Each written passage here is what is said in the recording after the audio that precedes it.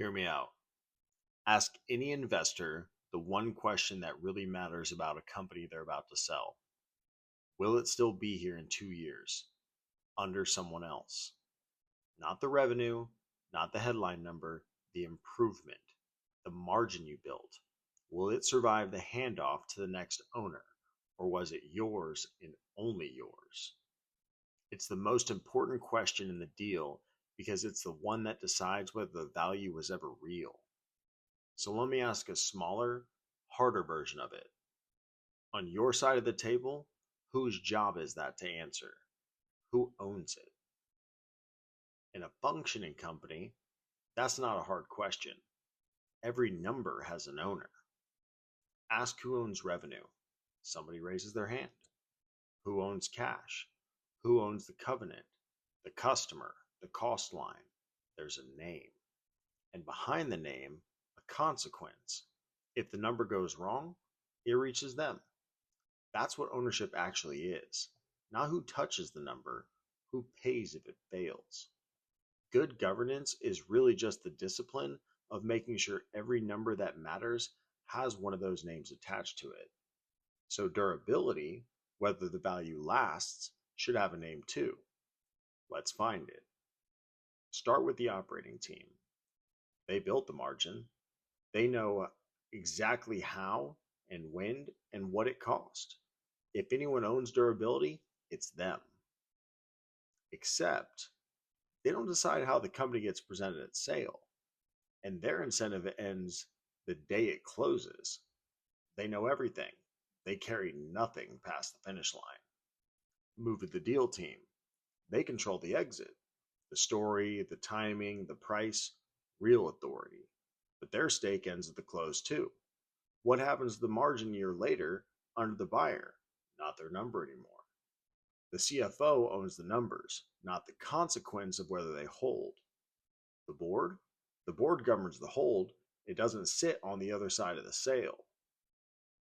Go all the way around the table. Everyone touches durability, every one of them. Nobody owns it. Now, the instinct in this room, you should feel it already, is that this is a gap you should fix. Somebody wasn't assigned, redraw the chart, hand durability to the operating partner, write it into a mandate. Solved. It isn't solved, and here's why. Durability only gets tested in one place, under the next owner. The margin either survives the handoff or it doesn't, and you only find out after the company has changed hands, which means the one party with a real stake in whether it lasts, the one who actually pays if it fails, is the buyer. And the buyer isn't in the room. Not when the margin's being built, not when the plan is set, not when the decisions that determine the durability actually get made. They arrive later at diligence when it's already done.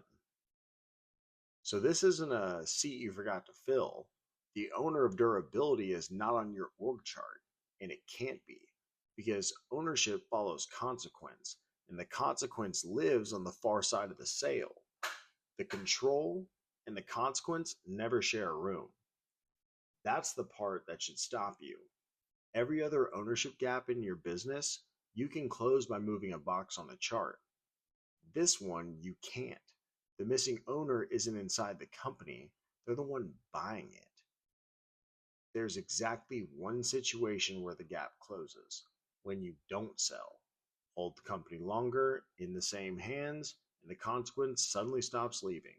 Durability suddenly has an owner again, which tells you what this really is.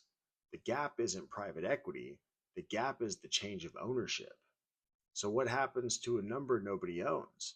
The same thing that happens to anything nobody owns. It doesn't get built to last, it gets built to be measured at the sale and no further. And the buyer knows this. They've seen the pattern, so they do the one thing that no one on your side was ever accountable to do. They test the durability themselves, in diligence, adversarially, and they price what they find. The protections they negotiate, the holdbacks, the escrows, the earnouts, that isn't paperwork.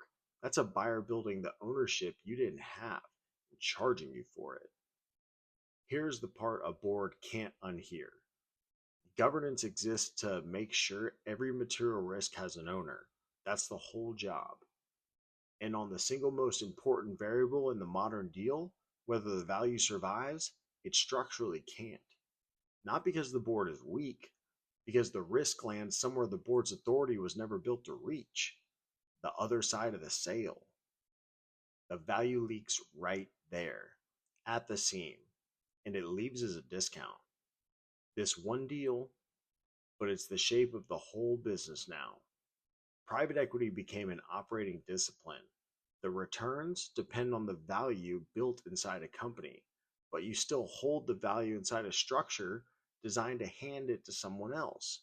And the moment of the handoff is the exact moment our ownership ends and the consequence begins.